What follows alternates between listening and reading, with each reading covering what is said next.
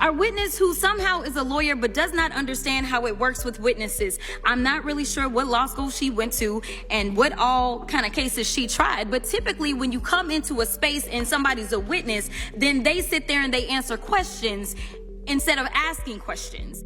That was Representative Jasmine Crockett, and in her 2 years in the U.S. Congress, I think it's safe to say that she has made a name for herself on the national stage, and it continues the reputation that she built in her home state of Texas as a woman who is direct, who is unfiltered, and who is unafraid to step into high-profile confrontations. And it's a style that has won her a lot of fans, and of course this is politics. It's won her some critics as well. But she has never apologized for being herself. And as we tape this interview, she's in the middle of a big fight for the Democratic nominee to become the U.S. Senator out of the state of Texas. It is a tough one, no question, because no Democrat has won a statewide race in Texas going back to the 1990s. But she says she likes her chances. And in this chat, we talked less about specific policy. That's something we could spend forever on. More on what makes her her background, her journey, that fight to land that new job in the U.S. Senate. And I think win or lose this race, based on our discussion, I get the impression she is ready to keep fighting for the causes she believes in for quite a while. Representative Crockett, thank you for making the time to chat today. I imagine you've been just a little bit busy lately. It's an understatement of the year, but yeah. Yeah. Well, I'm curious about this job that you're pursuing. Is this the dream job that 10-year-old Jasmine would have ever had, on her vision board? No, not at all. That is for sure. And there are days that I wake up and say, girl, what were you thinking? Because running for office is oftentimes quite ugly. And I truly believe that it is a necessary evil. Emphasis on necessary as well as emphasis on evil, especially in the moments that we're living in. And I can tell you that as a little girl, I was just a math and science girl. I loved math. It was like my absolute favorite thing to do. And, much like any other little kid, your parents, try to lead you down a different path, right? Because they're like, oh, well, you like math or you like science. And so it's like, you should be an engineer, you should be a doctor. It's like all these things that they kind of put into your head. And my mom made sure I did different programs. And so I did all kinds of random medical stuff, right? Where literally is probably like a preteen or teenager, I was dealing with cadavers. And, she really wanted me to figure out if this is what I wanted to do. I'm sure she wakes up a lot of days and is like, how did we end up here? But I also wake up a lot of days asking, how did we end up here? Mm-hmm. Well, you mentioned your parents. So your dad was a school teacher and a preacher. Your mom worked for the federal government. How much did your parents give you the foundation that has enabled you to go off and get your JD and, pass the bar and run for office? I mean, I don't think that we get very far without those influences, right? Yeah. No, they've been invaluable. They really taught me the importance of having a work ethic. And so a lot of people would say things to me like, oh, you're spoiled, you're an only child. And I'm like, I wish, it's like everything was like, nope, you got to bring home good grades if you want this. It wasn't just because they didn't have other kids. I couldn't just get the things that I wanted. And even when I was doing well, I remember getting into it with my mom. Because my mom was really hardcore. She was super hardcore. But my mom also graduated high school at 16. And when she skipped ahead, she became the salutatorian of the class she skipped into. And then after that, she got a full ride to go to WashU. And then she graduated WashU by 19. So she is hardcore, okay? Mm-hmm. I was a failure in the fact that I graduated college at 22, okay? So she's very, very hardcore. And so I can remember being at, I attended an all-girl Catholic high school. And I was there and I was doing good. And I had just been elected to student government. And my mom was like, you're not studying enough. And I was like, what do you mean? She was like, you've got these great grades and I'm not seeing you study enough. I'm going to send you off to a more difficult school. And I was like, what do you mean? You know, it's like, it's never enough. You know, so that's what it was. And, you know, I'm truly grateful because while I did not understand it nor agree with it, and I'm sure that my, you know, 14, 15-year-old me still very much disagrees with my mama. I will say that she was really trying to prepare me to withstand the challenges of the real world in all ways. And she didn't want me to be in a space in where she felt like I was comfortable. She always wanted me to kind of be in this space where I had to thrive in the midst of challenge and adversity. And as, you know, the 44-year-old version of me sits here today, I don't know that I could withstand the level of scrutiny or attacks that come my way, but for me really being well prepared by my mom and then my dad, who's a preacher, really making sure that I was grounded in faith. I just don't know that I'd be here. It is, you know, interesting to see the path that our parents want for us and then the path that we end up choosing. Yeah. When did politics enter the picture for you? Was there a moment? Was it a gradual awareness of, hey, you know what? I think that's really where I want to make a mark. I don't know that I've reached that moment yet. You know, I am big on problem solving, right? So the fact that I was a math girl or even a science girly, it always was about like solving a problem. Like that's what it is, right? It's like, how do I fix this? Like, how do I get to the solution? And going into law, again, it was the same thing. It was solving for people's problems, right? And, you know, sometimes you're having to solve, actually a lot of times, you're having to solve for problems that do not necessarily have an exact answer. And so I think that that's how I ended up in politics, is just out of this level of disappointment and frustration for problems that needed to be solved, and feeling as if my training and my heart could get me into a space in which I could hopefully solve for problems.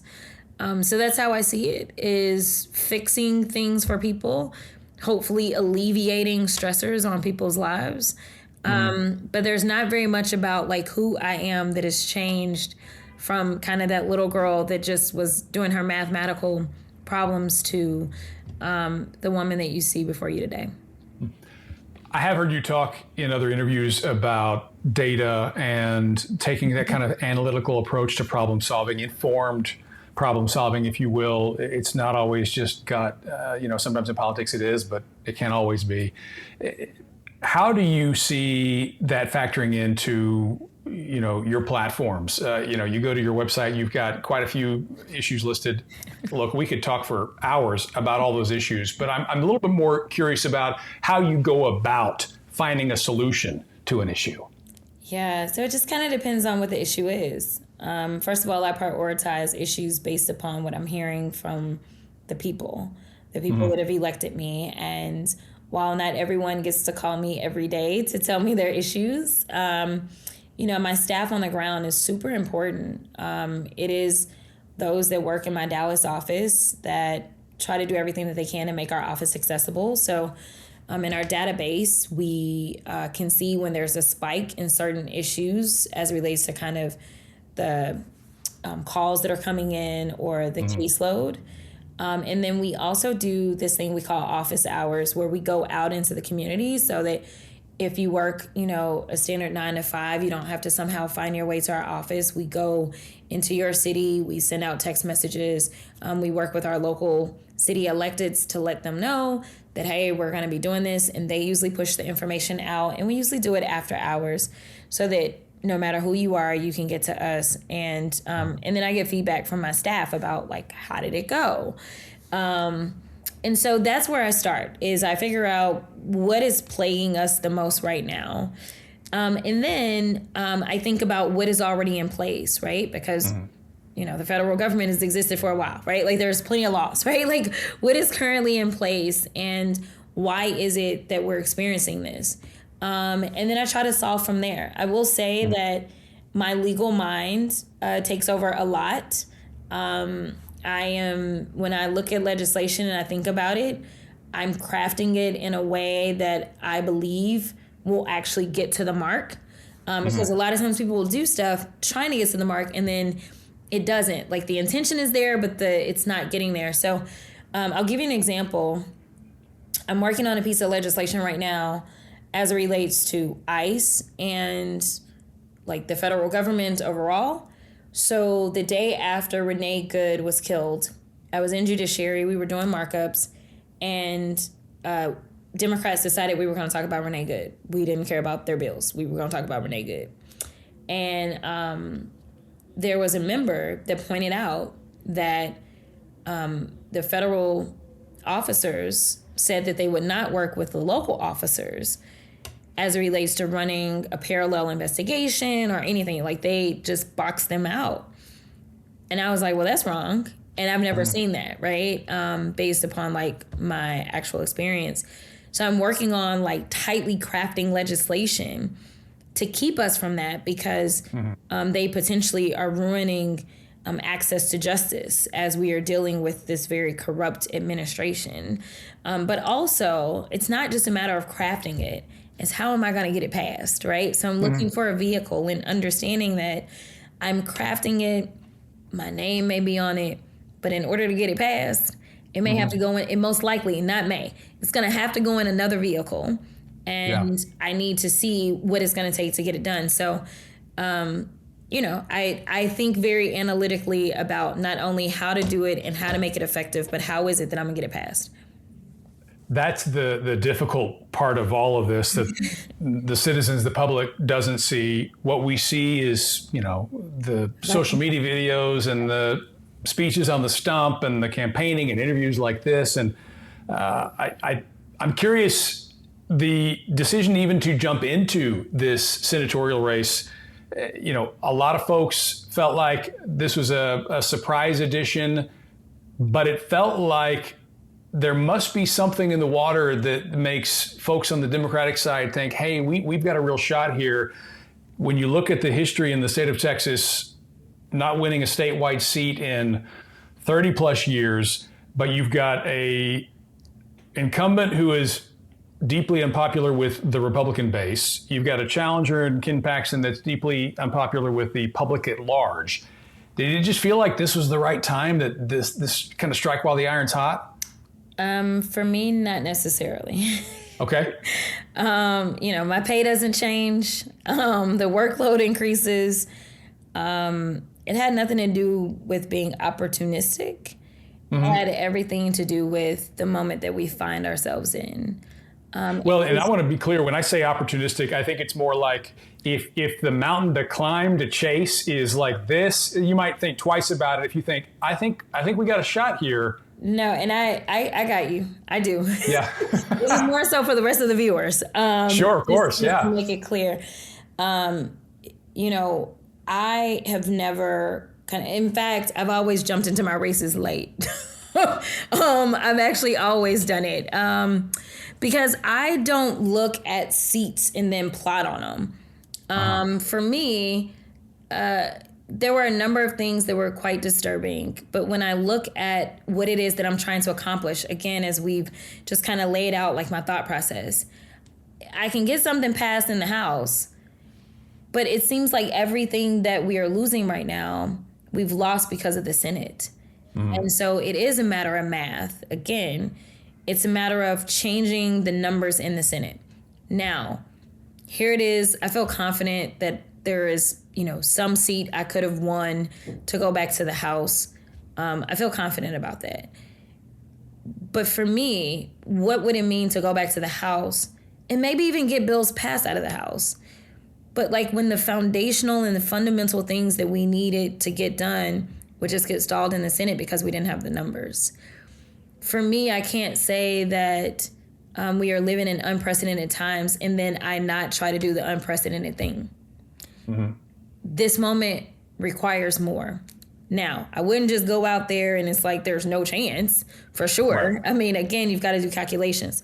So when the Supreme Court decided to allow this map that a Trump appointed justice had written about how bad it was, how racially intentionally discriminatory it was in a 160-page opinion, and then the Supreme Court said, we'll let it slide anyway, at least for this election, right? I was like, oh my gosh. And I'm panicking about our elections as a whole.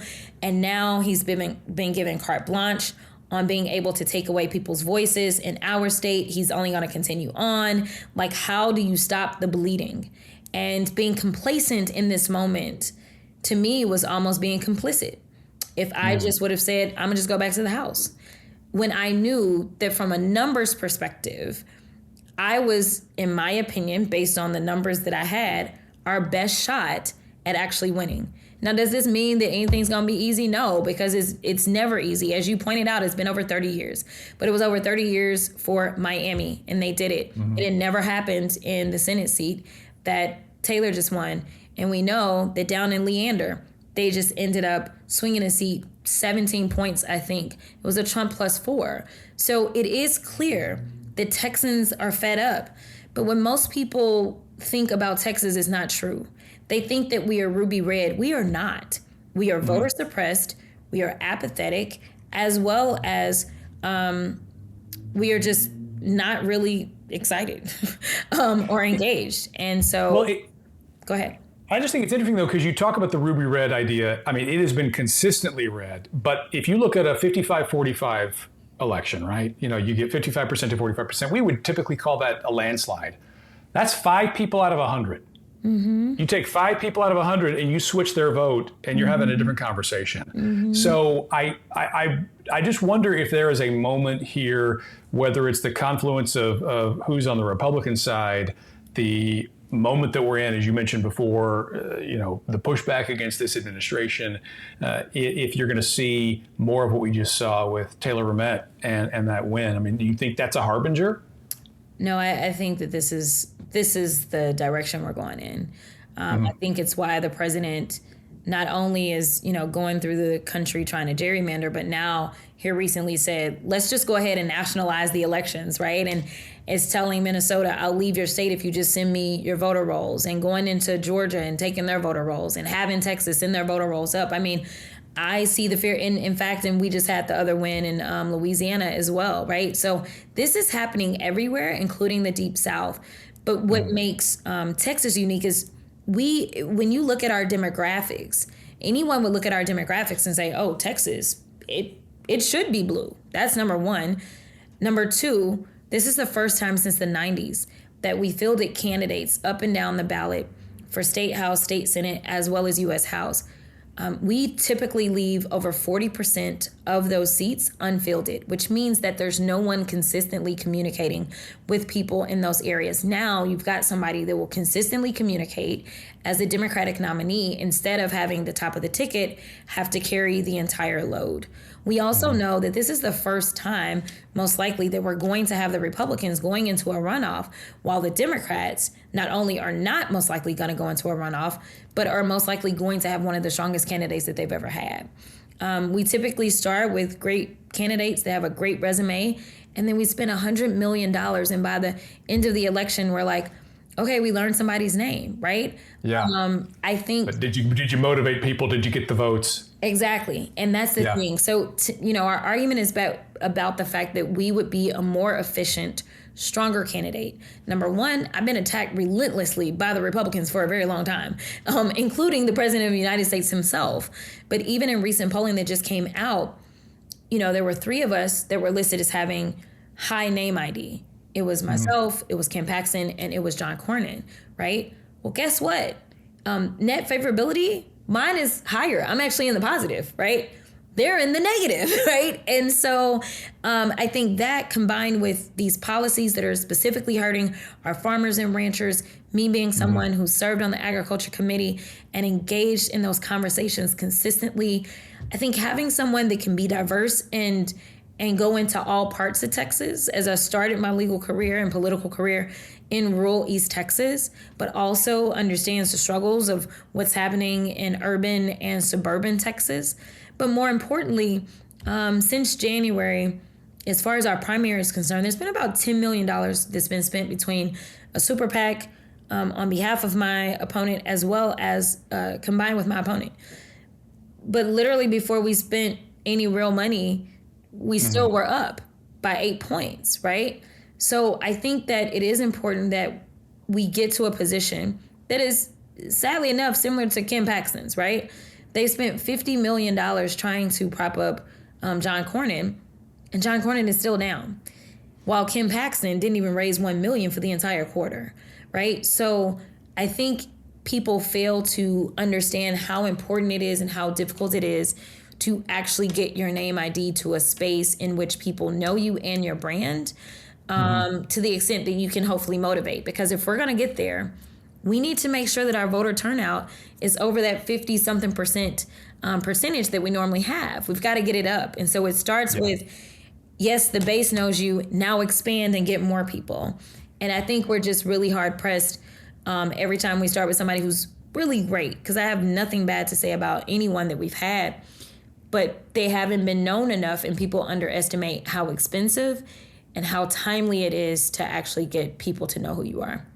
Well, and they haven't won. I mean, it's as simple as that, you know. I know we're coming up on the end of our time real quickly. We didn't get to dig into policies very much because, frankly, we could spend 2 hours on each policy. I think, you know, going down the list from AI to affordability to immigration reform to healthcare to education in Texas. There's so many. I do think one interesting thing in Texas, especially, obviously you'd be, you know, serving the U.S. Senate, but representing Texas. You've had Republican rule, a stranglehold on the state effectively for decades now. Yeah. And yet they keep running on ideas of, you know, this is terrible and that's terrible and the other thing's terrible. If you've been in power for that long, how can you argue that all these things are terrible unless they're your fault? I don't know. The hypocrisy abounds. Listen, you know, I tell people all the time, because there are those that feel like, you know, my approach of trying to excite the base is not the right approach, even though we've not won.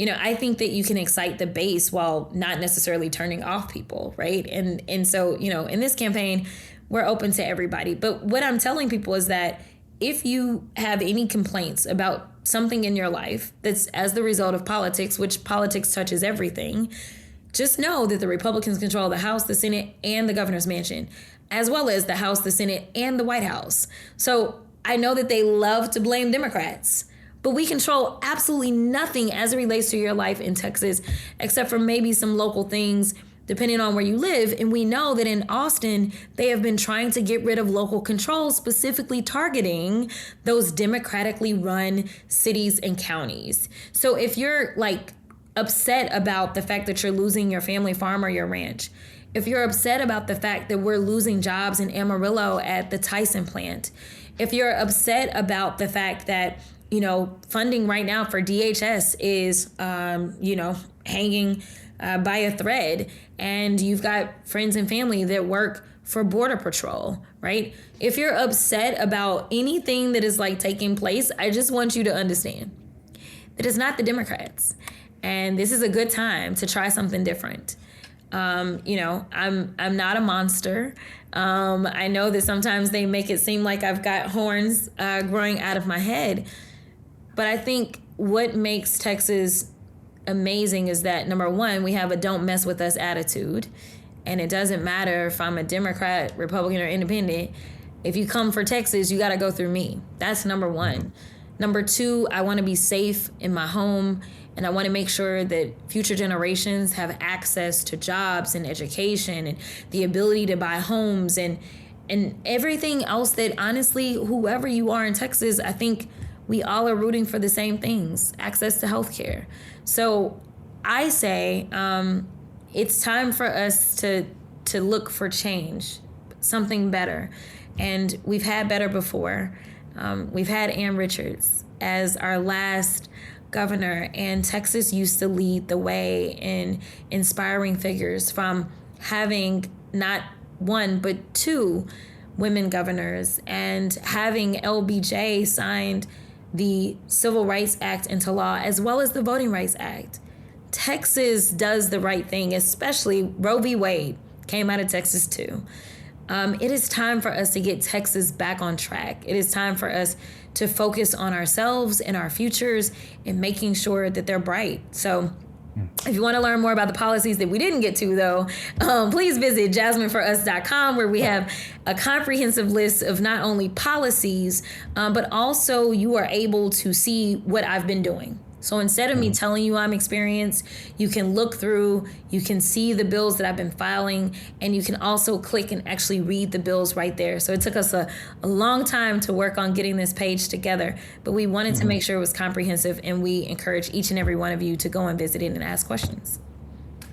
Last question for you. If you do win, can you get the Cowboys back in the Super Bowl? Can you make that happen? Listen, ain't no miracles being performed, honey. But Call it a spade. It is my intention to work with every single Texan that is looking for better and to get this done. Hey, Representative Crockett, thank you so much for your time. I really appreciate it. I know you are very busy right now, but wish you all the best of luck in this race and beyond. And again, appreciate you hanging out with us today. Absolutely. Have a great one. That was Congresswoman Jasmine Crockett, at least at the time of our conversation. Of course, she is still a candidate for the United States Senate. And even though I wish that we had had more time to get into specific policy, I think it was just as interesting to hear her talk about how she arrives at those policies. She's somebody who says she was a math and science nerd as a kid, and she views policy through those lenses. What's the problem? How are we trying to solve it? What does the data tell us? It's an approach that's worked for her so far because she has been successful at winning those seats in the State House and in the U.S. House at the local level. But can she pull it off statewide? Well, the public polling in Texas, I mean, it gives her a chance, and I think that's something that a year ago would have shocked a lot of people. So we will see how this fares, but I want to hear from you. What did you think of Representative Crockett? What questions do you still have about this Senate race or beyond? Of course, a special thanks to Jasmine Crockett for hanging out with us and to you for joining. Until next time, I'm Mark Istook, and this is the Dream Job Podcast.